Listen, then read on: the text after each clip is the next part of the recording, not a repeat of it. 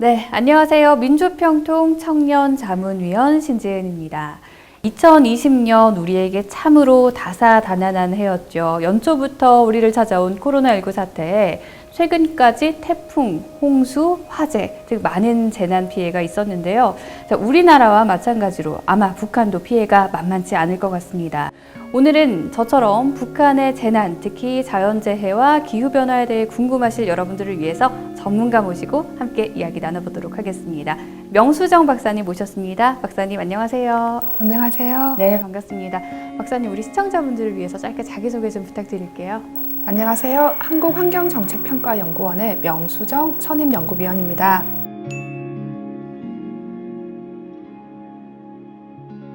정말로 북한의 피해가 많은 한 해였죠.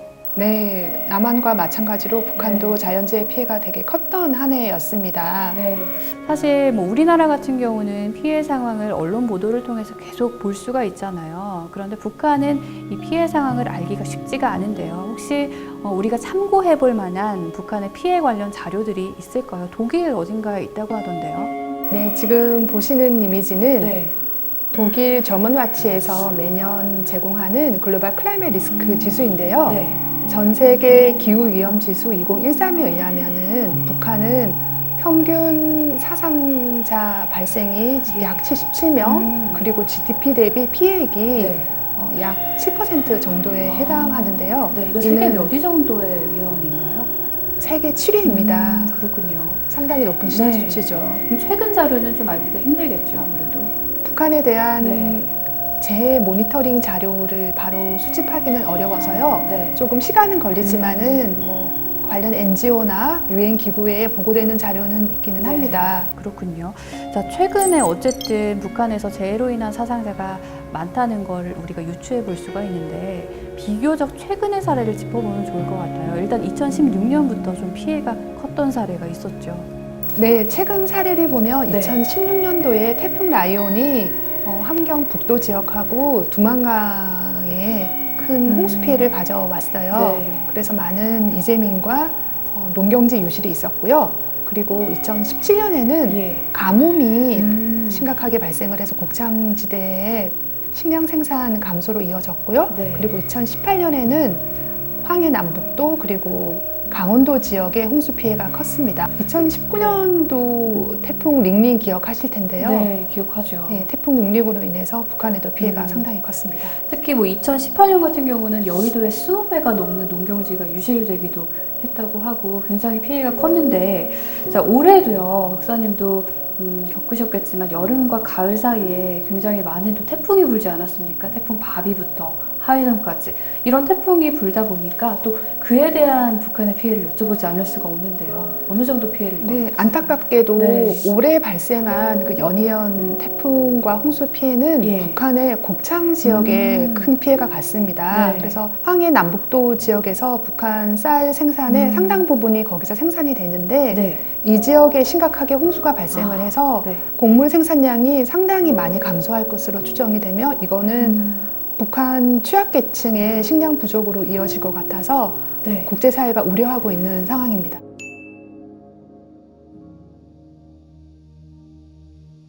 정말 우려가 많이 되는 상황인데요. 그런데 여기서 궁금해지는 게 사실 자연재해가 계속 발생해 왔지 않습니까? 그렇다면 북한도 자체적으로 어떤 자연재해 대응 능력을 갖춰왔을 것 같은데요. 어떤 대응 능력을 갖고 있는지 좀 설명 부탁드려도 될까요? 자연재해 피해를 줄이기 위해서는 네. 기상 상태에 대한 예측과 예보가 상당히 중요합니다. 그렇죠. 북한에는 27개의 네. 그런 기상 스테이션이 있고요. 380개의 지역 관측소가 있습니다. 이런 자료들을 바탕으로 북한도 기상 예보를 하고 있고 사전에 재해가 발생하기 전에 조기 경보를 하고 있습니다. 네. 그럼 박사님 혹시 우리나라의 기상청처럼 기상 관측 데이터들을 모으는 그런 기관들도 있을까요? 네, 북한에는 우리나라 기상청과 유사한 기상수문국이라는 조직이 있습니다. 특히 김정은 시대에 들어서 네. 과학기술에 기반한 기상 예보를 많이 강조를 하고 있습니다. 네. 또 최근에는 자동 기상 관측 장비를 도입을 해서 기상예보에 대한 정확도를 많이 올리는 노력이 이루어지고 있습니다. 네, 그렇군요. 뭐 말씀해 주신 것처럼 북한에서도 나름 이 기후 자연재해에 대해서 대응을 하려고 노력을 하고 있지만요. 생각만큼 피해를 많이 막지는 못하고 있는 것 같아요. 그런데 사실 박사님, 우리가 남과 북이 분단이 돼 있지만요. 물리적으로는 연결이 돼 있지 않습니까? 북한에서 피해를 받으면 또 이게 남한에까지 연결되는 경우는 없을까요? 네, 그 대표적인 사례가 공류 하천이 될 텐데요. 네. 임진강과 북한강의 경우 북쪽에서 남쪽으로 흐르기 때문에 만약에 북한에서 홍수나 가뭄이 발생할 경우에 남쪽에도 부정적인 영향이 미칠 수밖에 없습니다. 그렇군요. 북한강, 임진강 사실 한국에서도 있는 강이거든요. 그러니까 그 하천을 공유하고 있다는 말씀이신데 북한강하고 임진강이 뭐 어느 정도 비율로 남북에 속해 있나요? 북한강의 경우는 8대2로 남쪽에 8, 네. 북쪽에 2의 비율로 남쪽이 많은 면적을 네. 차지하고 있고요. 임진강의 경우는 4대6의 비율로 네. 북쪽에 더 많은 면적을 차지하고 있습니다. 네. 그래서 북한과의 협력이 더욱더 필요한 그런 하천이라고 할 수 있겠습니다. 그러다 보니까 임진강 같은 경우는 북쪽에 좀 북한에 좀 많이 속해 있잖아요. 남북 협력이 중요하다고 말씀해 주셨는데 혹시 뭐 무단으로 뭐 방류를 했다거나 그런 피해 사례가 있었을까요? 네, 상류에 있는 북한의 댐에서 물을 흘려보낼 경우에는 네. 하류에 있는 남측에 미리 사전 통보를 해줘야지 대비를 할 수가 있습니다. 네, 2009년의 경우에는 네. 우리 측에 통보 없이 물을 방류해서 임진강 하류에 있던 우리 야영객이 사망하는 네. 사고가 있었습니다. 그럼 이런 위험을 막는 방법에 대해서 우리가 좀 생각을 해보면 좋을 것 같거든요. 특히 유럽 같은 곳에서는 공동하천, 그러니까 공유하천이 많다고 하더라고요. 왠지 우리가 살펴볼 만한 그런 사례들이 있을 것 같은데 혹시 있을까요? 독일의 사례를 들 수가 있습니다. 1973년에는요, 하천과 수로 관리에 대한 재난 대응 공동 협정이 있었습니다. 이게 어떤 협정인가요, 구체적으로? 이 협정은 양측에 걸쳐 있는 수로에 대한 관리와 하천 범람을 방지하기 위한 그런 내용을 가지고 있습니다. 네. 그러면 일방적으로 한쪽에서 변경하는 건 힘들지만 서로 어느 정도 합의를 한다면 수로 변경까지 가능하게 하는 뭐 그런 협정인 거죠? 네, 네. 자, 양측이 공동으로 재해 피해를 예방하기 위한 그런 협정인 것입니다. 남한과 북한도 독일처럼 공동 대응을 하기로 한 사례가 있었습니다. 1992년에 남북 기본 합의서와 관련 합의서에 따라서 자연재해와 같은 인도적 사업에 대해서는 협력을 하기로 하였었고요. 2000년에는 임진강 수해 방지를 위해서 남북 공동조사와 관련 사업을 진행하기로 하였는데요. 2009년까지 이 논의가 진행이 되었는데 안타깝게도 아직까지 구체적인 협력으로는 이루어지지 못하고 오늘에 이르고 있습니다.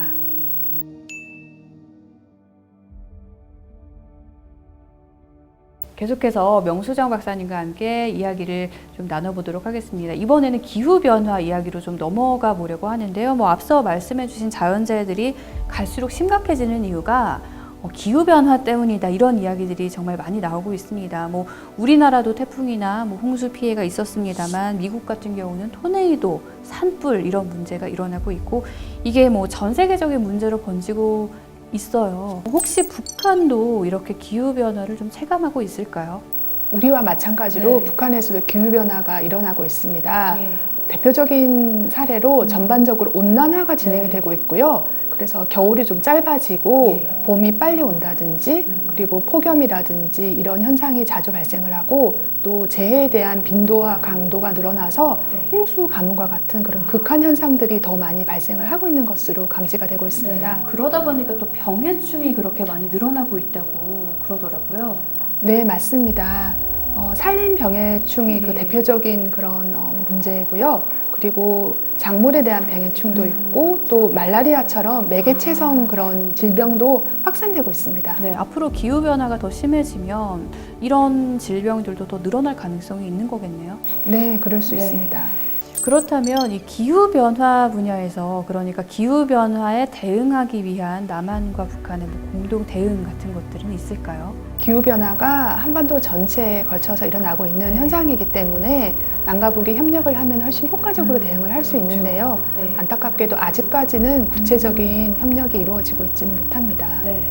또 우리나라 같은 경우는 뭐 유엔 기후 변화 협약의 당사국이잖아요. 북한도 혹시 여기에 당사국인가요? 네, 북한도 유엔 기후 변화 협약에 가입을 해서 당사국으로서 활동을 하고 있습니다. 네, 그러니까 지금까지는 아무래도 좀 각각 나름의 대응을 해나가고 있는 거네요. 남한과 북한이 하루빨리 자연재해나 기후변화에 있어서 협력했으면 좋겠다 이런 생각이 드는데요. 그럼 박사님께서 보시는 이 미래 남북 협력 방안에는 어떤 것들이 있나요? 자연재해 피해를 줄이기 위해서는 기상정보에 대한 공유가 필요합니다. 남북이 함께 기상정보를 공유할 경우에는 기상 예측 정확도를 높여줄 수 있기 때문에 서로에게 큰 혜택이 갈 수가 있고요. 네. 서로 사전에 재해에 대비할 수가 있습니다. 또 조기 경보 같은 것도 있다면서요? 그렇죠. 조기경보의 그런 적시성을 높여줄 수가 있어서 피해를 많이 줄여줄 수가 있습니다. 또 하천 관련 문제점도 좀 지적을 해주셨는데 여기에 대해서는 또 어떤 협력이 있을 수 있을까요?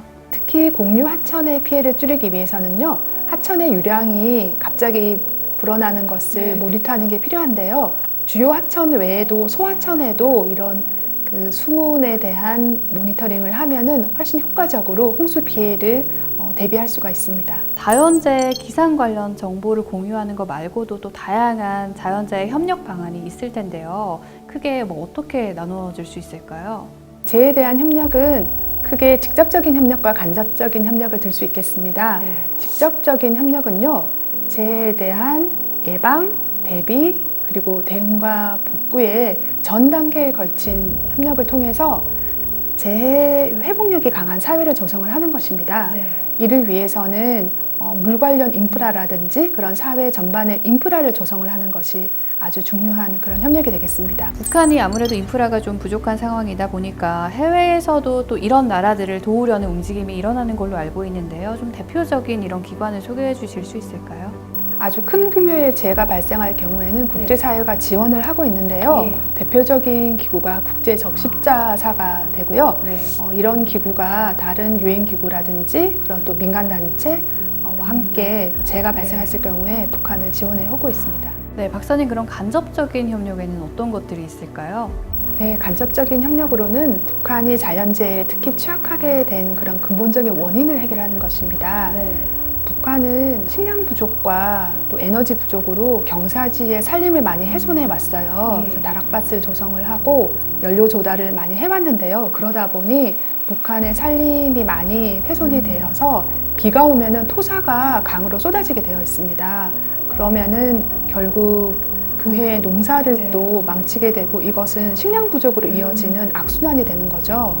그럼 근본적으로 농업 생산 분야에서 우리나라가 좀 도움이 될 수 있겠네요. 그렇죠. 근본적인 문제를 해결하기 위해서는 산림 복원을 위한 협력을 비롯해서 농업과 에너지 협력을 빼놓고 갈 수는 없습니다. 자, 그리고 또 우리나라가 아무래도 북한보다 해외 무대에서 좀 더 활발히 활동을 하고 있잖아요. 이 분야에서도 좀 도움이 될 수 있겠죠?